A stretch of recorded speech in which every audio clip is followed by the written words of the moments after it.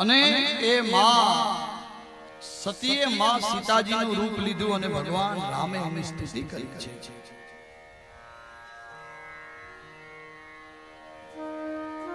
સ્તુતિ કરી હે ગિરજા હે ભગવાન. અને ભગવાન શિવજીએ મનોમન ત્યારે સતીનો ત્યાગ કરી દીધો હતો. કેમ? કારણ શું? તો કે સીતાજીને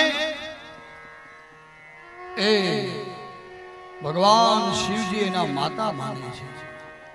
અને હવે આ સતીએ સીતાનું રૂપ લીધું એટલે મારે એને પત્ની તરીકે હવે સ્વીકાર ન કરાય. મનથી ત્યાગ કરેલો હતો ત્યારે.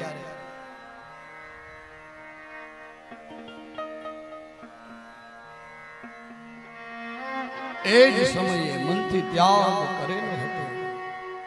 અને આ ઉપરથી વિમાનો જાય છે. સતી પૂછે છે આ બધા ક્યાં જાય છે?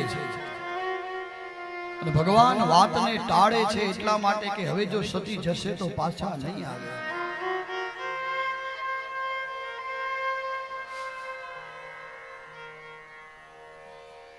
અને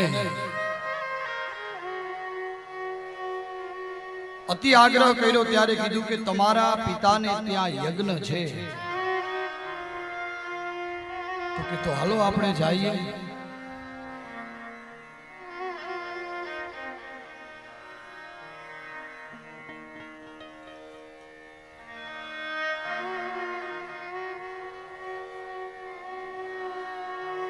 તો કે સતી આપણે આમંત્રણ નથી. તો કે પિતાને ત્યાં આમંત્રણની શી જરૂર છે? પિતાને ત્યાં, ગુરુને ત્યાં, મિત્રને ત્યાં, સ્નેહીને ત્યાં આમંત્રણની જરૂર થોડી હોય.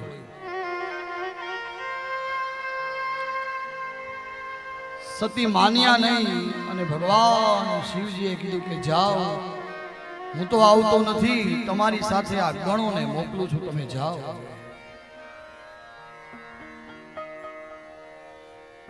અને સતી આવ્યા છે દક્ષ પ્રજાપતિના યજ્ઞમાં. અને જોયું તો ભગવાન શિવજીનું સ્થાન નથી. અને દક્ષ પ્રજાપતિએ દીકરીને આવકાર પણ આપ્યો નથી. કોઈ બહેનોએ સતીને બોલાવ્યા નથી. સતી રોવા લાગ્યા છે. ઓહો,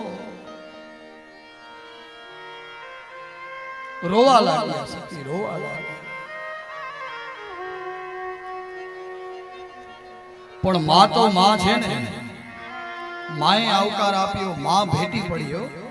પ્રિય ભાગવત એવું કહે છે કે માએ બસ ભેટી પડી. આવ દીકરી, આવ દીકરી, આવ.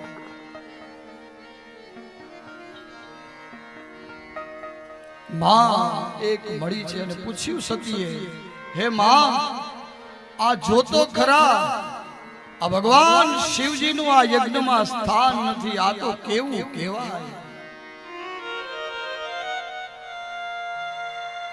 પિતા સામે જોયું નહીં, દીકરીને આવકાર આપ્યો નહીં. સતીએ વિચાર્યું કે હવે હું કયા મોઢે જાઉં, શિવને મારું મોઢું દેખાડું. અને જે યજ્ઞ ચાલુ હતો એ યજ્ઞની અંદરમાંથી પોતાના અંગૂઠાથી અગ્નિને પ્રજ્વલિત કરી અને ભડભડ ભડભડ ભડભડ ભડભડ સતીનું જે શરીર છે બળવા યોગાગ્નિ દ્વારા અગ્નિને પ્રજ્વલિત કરી છે અને કુંડમાં બળવા લાગ્યા સતી.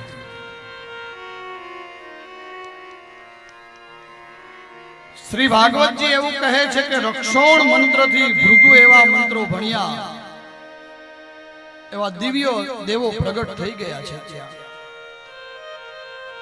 ભૂત પ્રેતને માર મારીને ભગાવવા લાગ્યા.